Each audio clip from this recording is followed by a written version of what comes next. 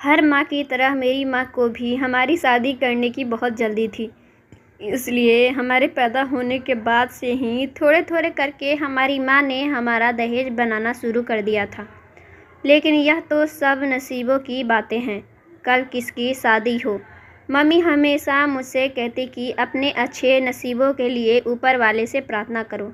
मेरा नाम प्रिया है और हम 2 बहनें हैं। मैं अपनी दीदी से 2 साल छोटी हूँ, मगर हम दोनों बहनें की शादी एक ही साथ हुई थी।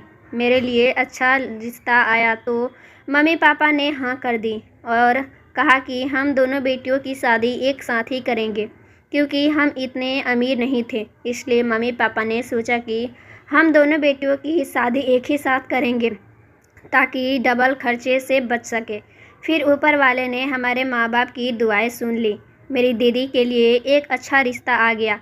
यह रिश्ते वाले देखकर तो हम सब हैरान थे, क्योंकि मेरे ससुराल वाले इतने अमीर नहीं थे। मेरा होने वाला पति एक ऑफिस में छोटी सी जॉब करता था, इसलिए सैलरी इतनी ज़्यादा नहीं थी। लेकिन दीदी के ससुराल वाले बहुत अमीर थे और उनका होने वाला पति अपना कारोबार करता था।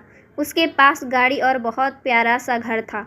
सब ने कहा कि दीदी को उनके सब्र का फल मिल गया था, क्योंकि जब दीदी के लिए रिश्ते नहीं आ रहे थे तब उसने मम्मी पापा के कह दिया था कि आप लोग प्रिया की शादी कर दें। यह उनका नसीब था कि उसे इतना अच्छा घर मिलने वाला था। इस तरह 2 महीने बाद ही हम दोनों बहनों की शादी हो गई। मैं अपने ससुराल आ गई और यूं हम दोनों बहनों एक दूसरे से दूर हो गए। मगर 1 हफ्ते के बाद ही जब मैं मायके आई तो दीदी भी अपनी बड़ी सी गाड़ी में बैठकर मायके आ गई और मैंने देखा कि वह बहुत खुश थी। खुश तो मैं भी बहुत थी, क्योंकि मेरा पति बहुत अच्छा था और ससुराल वाले भी अभी तक तो बहुत मोहब्बत से बातें कर रहे थे। हमारे माँ बाप को भी हमारे खुशी देखकर बहुत सुकून मिली, क्योंकि माँ बाप के लिए इससे बढ़कर कोई खुशी नहीं हो सकती कि उनकी बेटी अपने ससुराल में खुश रह रही हैं। और हम दोनों ने वह पूरा 1 हफ्ता अपने घर वालों के साथ गुजारा। जिस दिन हम दोनों को ससुराल वापस जाना था, उस दिन इत्तेफाक से बारिश हो गई थी। दीदी का पति तो उसे कार में आकर ले गए, मगर मेरे पति ने कॉल की और मुझे बताया कि वह आज नहीं आ रहे हैं, क्योंकि वहाँ बहुत बारिश थी और उनके पास बाइक थी। मैं भीग ना जाऊँ इसलिए वह मुझे लेने के लिए अगले दिन आए और उस दिन बारिश नहीं थी। मैंने सोचा कि काश मेरे पति के पास भी गाड़ी होती, लेकिन फिर मैंने ऊपर वाले का धन्यवाद किया, क्योंकि उसने मुझे भी बहुत सी चीज़ें दी थी। मैं ससुराल आ गई और शादी के वह सुनहरे दिन पर लगा के उड़ गए और अब जिम्मेदारी वाले दिन आ गए थे। फिर हम दोनों बहनें कभी एक साथ मायके नहीं जा पाईं, क्योंकि कभी वह बिजी होती थीं तो कभी मुझे ससुराल वालों से मायके जाने की इजाज़त नहीं मिलती थी। और हम दोनों फ़ोन पर ही एक दूसरे के बातें कर लिया करती थी और एक दूसरे का हाल जान लिया करती थी। हमारी शादी को 1 महीने हो गए थे। मैं तो सबको खुशखबरी सुना दी, मगर दीदी पीछे रह गई। 1 हफ्ते बाद फिर दीदी भी प्रेग्नेंट हो गई और हम सब ने ऊपर वाले का धन्यवाद किया। इस बीच हम दोनों एक दूसरे को अपनी तबीयत के बारे में बताती रहती थी, मगर उनका पति पैसे वाला था। वह अपना चेकअप करवाती रहती थी, मगर मैं पैसे की तंगी की वजह से डॉक्टर के पास नहीं जा पाती थी। मगर उसके बावजूद ऊपर वाले ने मुझ पर बहुत रहम किया और फिर 9 महीने बाद मेरा बेटा पैदा हुआ। और अपने बेटे को गोद में लेते ही मैं अपने सारे दर्द भूल गई थी और फिर हम सब इंतज़ार करने लगे कि कब दीदी की डिलीवरी होगी, क्योंकि उन दिनों वह भी अस्पताल में थी। खैर 1 हफ्ते बाद ही दीदी ने बेटी को जन्म दिया और हम सब बहुत खुश हुए, क्योंकि उनके घर में दौलत की कोई कमी नहीं थी। वहाँ बेटी की परवरिश बहुत अच्छे से हो सकती थी। गरीब बेचारे के यहाँ बेटी पैदा हो जाए तो उन्हें दहेज की फिक्र हो जाती है। जब मेरा बेटा 1 महीने का हुआ तो मैं उनके घर उनकी बेटी को देखने चली गई। मैंने देखा कि उनके ससुराल वाले बहुत खुश नज़र आ रहे थे। फिर 2 महीने बाद मैं मायके गई तो दीदी भी वहाँ आ गई और हमने वह वक्त बहुत इंजॉय किया था। फिर ऐसा ही होता रहा। 2 साल बाद मैं फिर प्रेग्नेंट हुई और मैं फिर से एक बेटे को जन्म दी। मेरे ससुराल वाले तो बहुत खुश थे। फिर उन्हीं दिनों मुझे पता चला कि दीदी भी प्रेग्नेंट हैं। 3 साल बाद गुजर गए, पता ही नहीं चला। मैं ऊपर वाले से प्रार्थना की, इस बार वह भी एक बेटे की माँ बन जाए, क्योंकि यह खुशी अलग ही होती है। मगर इस बार भी दीदी ने एक बेटी को जन्म दिया है। उसकी किस्मत में यही था।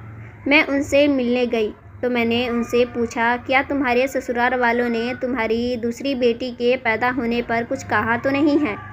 यह सुनकर वह कहने लगी, नहीं बहन, उन्होंने तो ऐसा कुछ भी नहीं कहा। मैं तो खुद ही यह सोचकर उदास हो रही हूँ कि कहीं वह कुछ कह न दें, मगर अभी तक उन्होंने ऐसा कुछ भी नहीं कहा है। यह सुनकर मैं उनसे कहने लगी, जब आपके ससुराल वाले आपसे कुछ कह ही नहीं रहे तो तुम्हें परेशान होने की और फिक्र करने की क्या ज़रूरत है?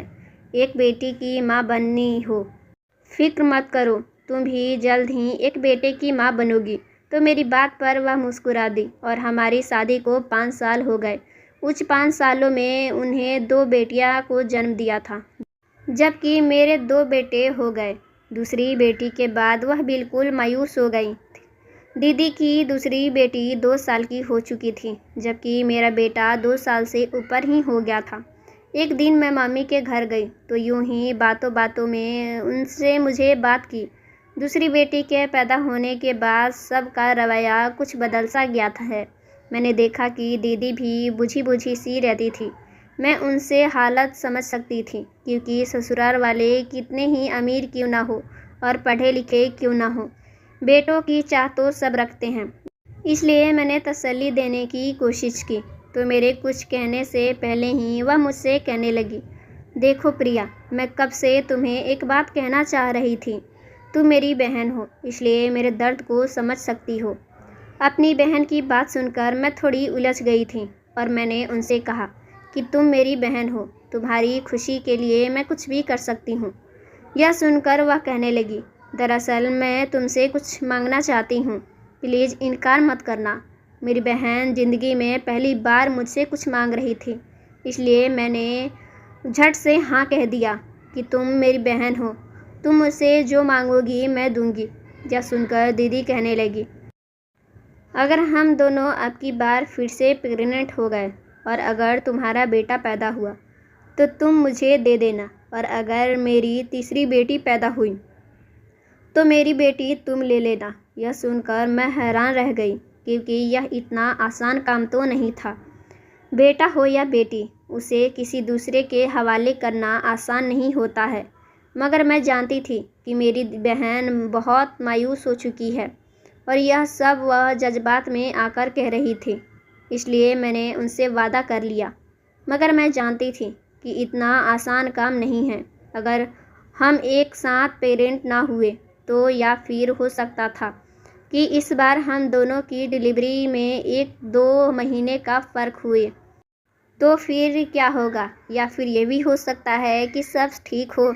इसलिए मैंने सोचा कि हो सकता है कि इसकी नौबत ही ना आए, इसलिए मैंने अपनी बहन की खुशी की खातिर हाँ कर दी। यह सुनकर मेरी बहन ने कहा कि यह बात तुम गुप्त ही रखना, इसके बदले में हर महीने मैं तुम्हें पैसे भेजती रहूँगी। पैसों का सुनकर मैं भी कुछ लालच में आ गई थी, क्योंकि मुझे पैसों की ज़रूरत थी। वैसे भी मेरा बेटा अच्छे घर में जा रहा था और यह बात मेरे लिए खुशी के अलावा और क्या हो सकती थी। लेकिन मैंने कहा कि अगर हम अपने ससुराल में रहेंगे तो यह तो मुमकिन नहीं है। तो दीदी ने मुझसे कहा कि हम दोनों 9 महीने के लिए बाहर दूसरे जगह चले जाएंगे। तुम्हारा और तुम्हारी फैमिली का सारा खर्चा मैं उठाऊंगी। मैंने दीदी से कहा, ठीक है, मैं आकाश से बात करके बताऊंगी। मैं अपने ससुराल में गई तो मैंने रात को आकाश से कहा कि हमारी शादी को अब तो 5 साल हो गए हैं, हम आज तक कहीं भी घूमने के लिए नहीं गए। प्लीज़ हम भी कहीं घूमने चलते हैं। दीदी भी अपने फैमिली के साथ घूमने जा रही है, हम भी उनके साथ ही चल लेते हैं। आकाश ने थोड़ी देर कुछ सोचने के बाद कहा, मेरे पास इतने पैसे तो नहीं हैं कि मैं तुमको बाहर घुमाने के लिए ले जा सकूं। फिर मैंने आकाश से कहा, आपको टेंशन लेने की बिल्कुल भी ज़रूरत नहीं है, मैं तुमको पैसे दूंगी। आकाश ने प्रिया से हैरानी से पूछा, तुम्हारे पास इतने पैसे कहाँ से आए?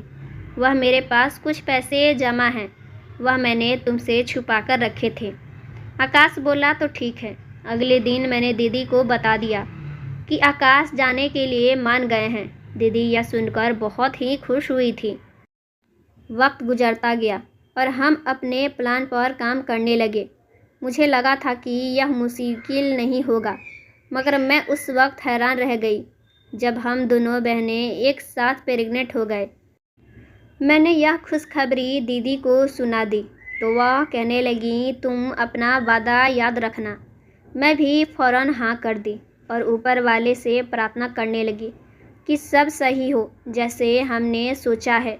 और दीदी ने मुझे कहा कि हमारे इस प्लान का किसी को पता नहीं चलना चाहे। दीदी ने मुझे कुछ पैसे दिए। मैंने वह पैसे आकाश को दिए और कहा कि कल के हमारे टिकट हो गए हैं, हम कल जाएंगे, तैयारी शुरू कर दो।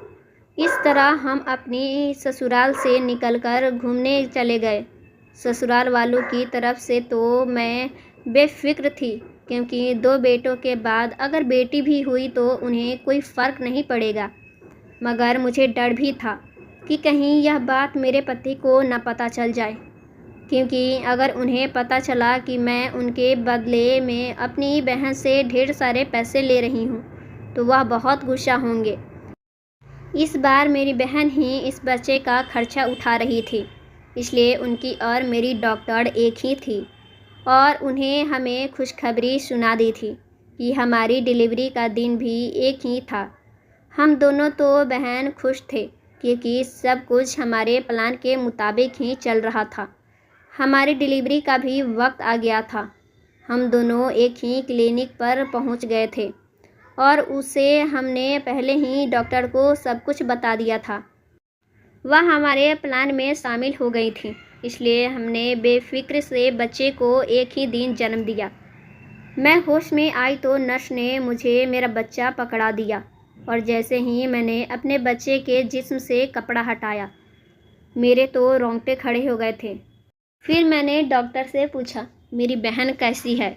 यह सुनकर वह कहने लगी कि ऊपर वाले से प्रार्थना करो, उनका केस अभी चल रहा है, क्योंकि हमारा सारा प्लान चौपट हो गया था। मैं सोच रही थी कि अब मैं अपनी बहन को क्या मुंह दिखाऊंगी, क्योंकि उन्होंने इतना खर्चा मुझ पे कर दिया था। अचानक ही नर्स वहाँ पे आ गई और कहने लगी, बधाई हो, आपकी बहन को बेटा हुआ है। यह सुनकर मेरा दिल किया कि मैं खुशी से नाचना शुरू कर दूं। आखिरकार ऊपर वाले ने हमारी प्रार्थना सुन ही ली थी और दीदी का अपना बेटा पैदा हो गया। हमने अपने ससुराल में खबर दी और हमने ऊपर वाले से इस समय काफ़ी माफ़ी मांगी थी, क्योंकि हम दोनों बहनें एक दूसरे की मोहब्बत में बहुत गलत हरकत करने जा रहे थे। हम इंसान बहुत जज्बाती होते हैं और इसी जल्दबाजी में हम बहुत गलत फैसला कर लेते हैं। हम यह भूल जाते हैं जो भगवान बेटी दे सकता है वह बेटा भी दे सकता है। शायद हम यह भूल जाते हैं कि ऐसी बातें ऊपर वाले को बिल्कुल भी पसंद नहीं है। तो दोस्तों, यह थी हमारी आज की कहानी। उम्मीद करती हूँ मेरी कहानी आपको पसंद आई होगी। पसंद आई है तो वीडियो को लाइक करें, चैनल पर नए हैं तो चैनल को सब्सक्राइब करें और हाँ, नोटिफिकेशन बेल को ज़रूर दबाएं ताकि अगली अपडेट सबसे पहले आपको मिले।